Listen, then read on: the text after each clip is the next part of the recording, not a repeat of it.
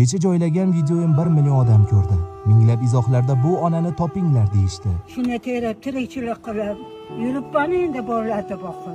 Bugun men ularni izlab bordim. Assalomu alaykum, ona yaxshimisiz? Qalaysiz? Uyga ergashdim. Ko'rsam bu joyni uy deyish tilga og'ir. Tomsiz, paxsa devor, qorong'u g'or. Ona esa yig'lab dardini aytardi. Alloh barakatini bersin, bolalarimda o'rdavatini ko'ray uka. Necha yildan faqat shu ahvolda yuribman. Devorlarning yoriqlari ham go'yo uning hasratini gapirayotgan edi. Mani uyimdan otxonalarga hech kim yotmaydi. Birov yotsa xatar qiladi. Onani dardi, faryodini eshitib Robbim Allohga nola qildim. Yo Robbim, bunchalar mehrlisan. Sen bejizga bizni uchrashtirmading deya yig'ladim. Qiynalib mana shunday qilib yuribman. Men mana shunday bo'lib qolganman.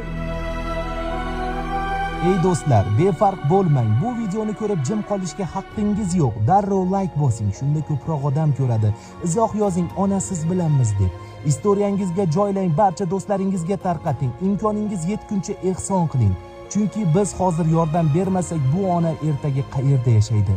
Birgalikda uy qurib beramiz, lekin faqat hammamiz harakat qilsak.